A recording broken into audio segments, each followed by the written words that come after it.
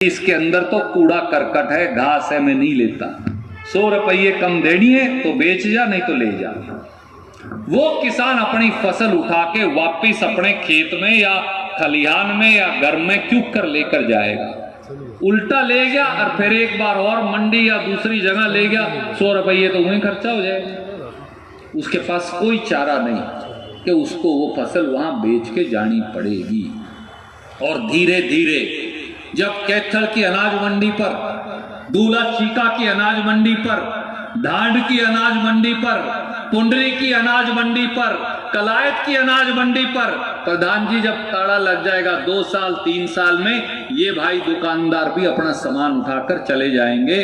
क्योंकि पहले तो वो 20-30 रुपया तेजी का देंगे, उसके बाद वो पैसे खत्म हो जाएंगे और ये मंडी हो जाएगी बंद। जिस दिन इनके लग जाएगा ताला, उस दिन 5 आदमी इस देश का फैसला करेंगे तेरी फसल किस भाव बिका करेगी। उस दिन आप फैसला नहीं करोगे। मोदी कहते हैं एमएसपी खत्म नहीं होएगा, तो दे दिए 10,000 रुपया क्विंटल दिल्ली में, यहां लेने वाला कौन है? माफ करना, दिल्ली की सरकार 10,000 रुपया दे दे। आप मुझे बताओ, मैं तो अपनी खेती आज भी खुद करता हूं, लेने वाला कौन है? लेगा कौन? जब ये होंगे ही नहीं लेने वाले, जब अंशुल सिंगला की दुकान पे ताला लग जाएगा, जब सुरेश गुप्ता की दुकान पे ताला लग जाएगा, जब कालू शोरेवाला की दुकान पे ताला ले जाएगा, फिर तेरी खरीदेगा कौन? और घाट बस्ती के हमारे गरीब मजदूर मजदूरी करेंगे कड़े, और वो गरीब अनुसूचित जाति के तोले जावेंगे कहां? और मुनिम्मी का काम करने वाले, वहां इनके कारिंदों का काम करने वाले एससी बीसी के हमारे भाई जावेंगे कड़े। कोई उसका जवाब दे सकता है बीजेपी में? हमने मोदी को कई बार कहा, जब स्टेज पे खड़े हो बहस कर ले, मुझे न्यूनतम समर्थन मूल्य कौन देगा? कड़े देगा और क्यों कर देगा? इन 3 बातों का जवाब दे दो। जब मंडी रहेंगी नहीं, आप दे दियो 10,000 रुपए क्विंटल, मुझ बानी थूक बलो के कह दियो, फिर मेरा खरीदेगा कौन? एफसीआई तो मर जाएगी। एफसीआई पे तो आज भी 2.5 लाख करोड़ का कर्जा चढ़ा रखा है। एफसीआई को मैंने सारा रिकॉर्ड देखा था बंसल साहब, एफसीआई को पैसे ही नहीं देता मोदी जब से आया। जो ये स्मॉल सेविंग स्कीम है, किसान विकास पत्र में जो आप रुपये जमा करते हैं, इनका कर्जा देके और 12% ब्याज पे एफसीआई अपनी फसल खरीदती है। माफ करना, 12% ब्याज पे तो कितने साल खरीदेगी? 6 साल हो लिए, 2.5 लाख करोड़ के तड़े आ लिए, 2-3 साल और खरीद सकें, उसके बाद बंद। और फिर हमारी किसान विकास पत्रों के पैसे भी डूब जाने नाले, क्योंकि वो तो पीसा तो वही है, तो अपने दोनों तरफ से मार लगने वाली। तो ना मंडी रहेगी साथियों, और ना एमएसपी रहेगी। एमएसपी देने से पेट भरेगा, रोटी खान से पेट भरे, बतान से पेट को नहीं भरे। जब ये व्यापारी रहेंगे नहीं अपने दुकानदार भाई। और एक बात और बताऊं, गरीब आदमी बॉर्डर पे तो नहीं जा पाया, कम जा पाया, क्योंकि अगले को रोज रोटी कमा के खानी। जो ये कहते हैं कि ये एक जात या 2 या 5 बोले सरदार हैं, उसके अंदर जाट हैं, कुछ गुज्जर गए हुए हैं, मड़े दुड़े यादव जा रहे हैं, कुछ बानिए गए हुए हैं, कुछ रोड गए हुए हैं, मैं कहा कुछ थोड़े बहुत रविदासी हैं, कोई चिंदा चिंदा वाल्मीकि है, 1 2 4 10 20 50 बैकवर्ड है। फिर मैं कहा रह कौन गया? और रह कौन गया भाई? सारे जा लिए, फिर रह कौन सा गया? गरीब आदमी हर रोज नहीं जा सकता। पर इस प्रांत के अंदर, केवल इस प्रांत के अंदर लगभग 20 लाख एससी बीसी परिवार मंडियों से डायरेक्टली या इनडायरेक्टली जुड़े हुए हैं, जो अपनी रोज की रोटी हर साल की कमाते हैं। वो कड़े जाएंगे। ये डांड वाला तो देख रखा होगा, अडानी वाला तो 2.5 लाख क्विंटल जो है कणक 9 आदमी सक्शन से खींच लेते हैं। 9 आदमी है बस, बाहर 3,000 आदमी खींचे, फिर तारे पास के बचेगा? फिर इसे लगेंगे सारे, फिर मजदूरों को कोई काम नहीं पाना। फिर मजदूर करे जाएगा। उसके पास तो बेचारे के पास जमीन भी कौन, वो तो बगैर जमीन का, वो तो जमींदार के साथ कंधे से कंधा मिला के रोटी कमाता। ये तो है मोदी का पहला कानून। मोदी का दूसरा कानून सुन लो क्या, क्योंकि मैं इसलिए आज कहा कि सारे कानूनों के बारे में सबको जानकारी नहीं, समझ है कि हमारे खिलाफ है, पर हर कानून नहीं बेरा क्या। दूसरा कानून ये, अब अगर मैं ये चाहूं कि मैं 1 लाख क्विंटल दाल स्टोर कर लूं, कर नहीं सकता, मेरी जेल हो जाएगी। क्योंकि ये एक बंदा 1 लाख या 2 लाख या 5 लाख या 10 लाख क्विंटल कणक या जीरी या दाल खरीद ले, फिर बाजार में खत्म हो जाएगी, फिर रेट चढ़ जाना ऊपर। नहीं होगी बात, जिस चीज की कमी हो जाएगी उसका रेट ऊपर चढ़ जाएगा। मोदी ने पार्लियामेंट में कानून बनाया कि चाहे 50 लाख क्विंटल कणक और जीरी का स्टोर कर लो और दाल का खरीद के कोई पाबंदी नहीं। और जब तक रेट दुगने नहीं हो जाएंगे बाजार में, यानी 100 रुपये की चीज 200 रुपए की नहीं हो जाएगी, तब तक बोले हम पूछने भी नहीं जावांगे। तो इतने गरीब तो उम्र मर लेगा। माफ करना, जब 100 रुपये की या 50 रुपये की दाल 100 या 125 रुपए होएगी, इतने तो गरीब तो उम्र मर लेगा बीच में, फिर पूछते रहिए जब अगला मर लेगा। ये दूसरा कानून। तीसरा कानून क्या है, जितनी तेरी धरती है, कंपनी आएगी, कॉन्ट्रैक्ट करेगी, वो ले जाएगी, तब उसके बाद उनके सीरी, उसके बाद 2 पीढ़ियों के लिए तब उनके गुलाम। फिर जो कंपनी कहेगी वो लगाइयो, जो कंपनी बीज देगी वो बीजियो, जो सी खाद देगी वो गेड़ियो, और जिस भाव देगी वो बेचियो। ये तीसरा कानून। और अगर झगड़ा हो गया, अगर अपनी खराब होगी, आली होगी, काली होगी, उसमें कोई चमक कम होगी, फिर एसडीएम फैसला करेगा, डीसी। एसडीएम डीसी तो तब नहीं पे नहीं बढ़ने देंगे, इन पत्रकार भाइयों को नहीं बढ़ने देंगे हो तो भाई, तब ने कौन बढ़ने देता। यहां तो एमएलए एमपीओ को बाहर काटे एसडीएम और डीसी, तो सरकार वालों को तो उन्हें नहीं पूछ रहा कोई।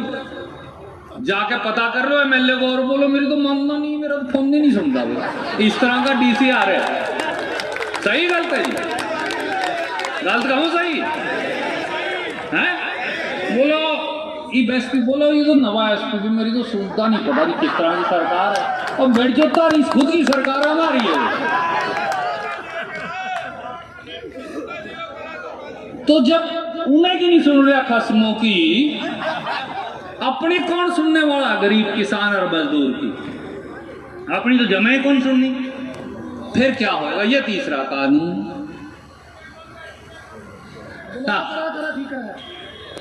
तो कोई नहीं, आवाज में और बड़ा जोर से बोल देता हूं कि मैं नहीं। अरे उसकी तार सी जोड़ दे भाई, खट्टर की सरकार की तरह हो रही है, उसकी लिकड़ी पड़ी है। हाँ, मड़ी ही तार जोड़ दे उसकी सही। कई एमसी साहब जोड़ेंगे उसकी तार सही से। तो मेरे बुजुर्गों साथियों, ये है 3 कानून।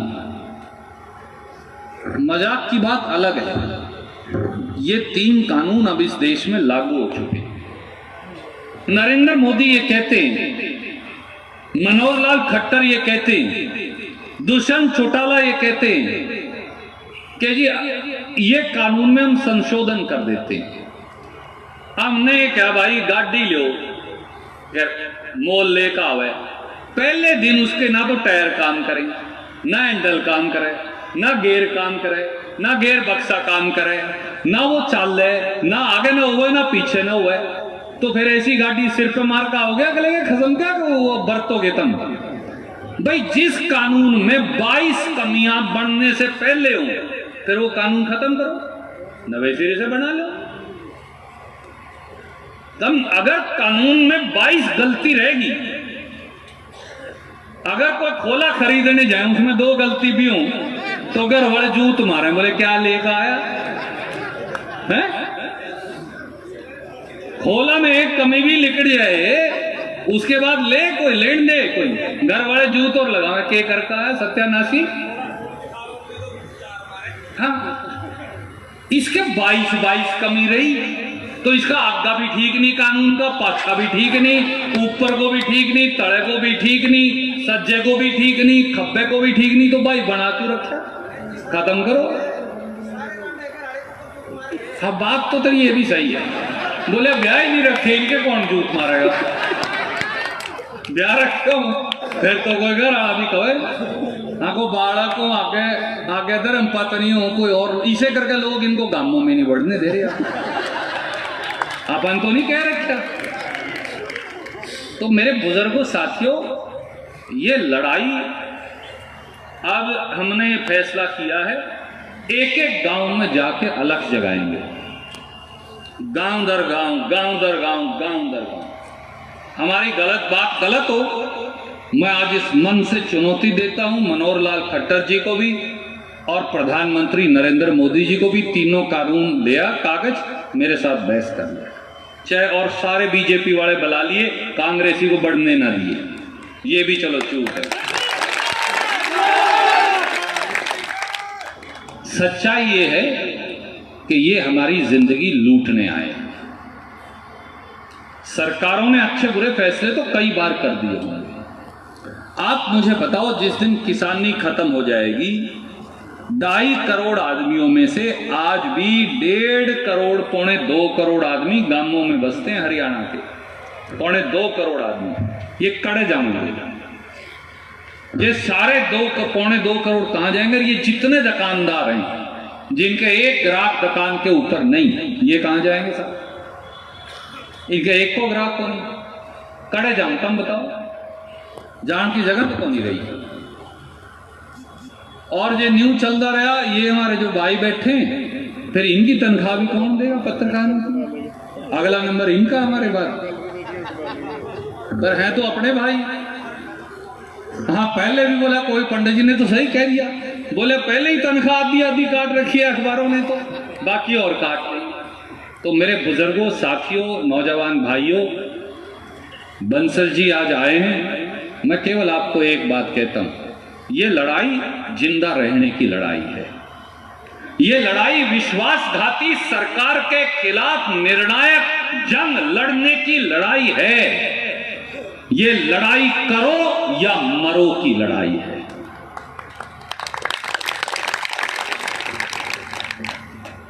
अपने इलाके में क्या करें मजाक में, या तो बाबा जेल में और या बाबा रेल में। तो इन बाबों को अब रेल में चढ़ाना पड़ेगा, उसके बगैर काम नहीं चलने वाला। ऊपर वाले हम मोड़े को भी कर ले, मोड़े को भी, सही गलत है। तो इसलिए तैयार हो जाइए। जो हमारे 5 लाख से अधिक भाई बहन पंजाब के, हरियाणा के, पश्चिमी उत्तर प्रदेश के, मध्य प्रदेश के, छत्तीसगढ़ के, राजस्थान के, गरीब किसान, गरीब मजदूर, छोटा छोटा दुकानदार जो बॉर्डर के ऊपर बैठा 3 महीने से, आज ज्यादा हो लिए, 3 महीने से बैठा है, उनकी मदद करने का समय आ गया है। और वो मदद होगी एक एक गांव में, एक एक बिरादरी में अलग जगह के, और सबको खड़ा कर। जिस दिन खेती खत्म होगी उस दिन ये सारा इलाका, प्रांत सब मर जाएंगे। और बंसल साहब ने सही कहा, डीजल और पेट्रोल, एक तरफ किसानी खत्म, दूसरी तरफ डीजल और पेट्रोल जो है वो 90 और 80 रुपये पार हो गए। 30 रुपये का है पेट्रोल और डीजल, अगर टैक्स हटा दो तो सिर्फ मोदी वाला 30 रुपये का। आज 50 और 60 रुपया टैक्स है उसके ऊपर। सही कहा बंसल साहब ने, क्यों? देखो बंसल लिखते इसलिए इनका हिसाब भी अपने से बेटर है। हाँ, फर्क होता है कुछ ना कुछ। तो 21,50,000 करोड़ रुपया नरेंद्र मोदी ने इकट्ठा कर लिया 6 साल में। कहां गया? किसके पास गया? किसी को मिला वो 21,50,000 करोड़ का हिस्सा है। बेरोजगारी चरम सीमा पे, जीएसटी ने ये दुकानदार खा लिए, कानूनों ने किसान और मजदूर खा लिए, नोटबंदी ने छोटे छोटे उद्योगपति खा लिए। सरसों का तेल तो पूछी मत कहां पहुंच गया, अभी 500 पहुंचने वाला हो रहा है, 200 तो अभी टपा टपा। हर चीज की महंगाई जो है, हर चीज की महंगाई सर पे है और तनख्वाहें आधी होती जा रही हैं हर चीज में, कोई नौकरी नहीं। गैस सिलेंडर 800 को टप लिया, 900 3 महीने के अंदर 225 रुपए बढ़ लिए। कहा करता था गरीबों को सिलेंडर दूंगा, ये वो गरीब भी बेचारे सिलेंडर कोई नहीं बरत सकते, क्योंकि 850, 819, 827 रुपए का सिलेंडर कहाँ से लेकर आए। अब अपने हरियाणा में 838, क्योंकि लोकल खट्टर और दुष्यंत चौटाला टैक्स भी तो है पंडित जी, वो भी इसके ऊपर है। तो मेरी आपसे एक ही प्रार्थना है, कमान कस लीजिए, तैयार हो जाइए, अलख जगाइए और इन विश्वासघाती सरकार के खिलाफ एक निर्णायक जंग का आह्वान करते हैं। एक मेरा आपसे आह्वान और है, आप बहुत देर से बैठे हो मुझे पता है, पर आप सारे यहाँ से शहीद स्मारक, वो सारे हमारे नौजवान जवान जिन्होंने इस देश की रक्षा के लिए कुर्बानी दी, जब जय किसान कहते हैं तो जय जवान साथ में लगता है, वहां तक बंसल साहब को लेकर चलेंगे और शहीदी स्मारक पर फूल अर्पित करके उन शहीदों को सलाम करके, कोई किसान के बेटे हैं, किसान की कुर्बानी भी उनके अंदर ही है, उनको सलाम करके वहां अपने फूल अर्पित करके फिर आज के कार्यक्रम का समापन करेंगे। आप में से एक आदमी भी यहां ना रही हो, सारों ने साथ चलना। पहले हाथ खड़े करके बताओ, चलोगे नहीं? आप एक नारा लगा दीजिए जोर से, किसान मजदूर एकता। वो जो पीछे खड़े हैं सारे हमारे भाई, एमसी साहब हमारे खड़े हैं, प्रधान जी जमीन आपकी सबसे नेड़े है, देखिए जब कटर लेने लगेगा अगर आप नारा नहीं लगाओगे तो। किसान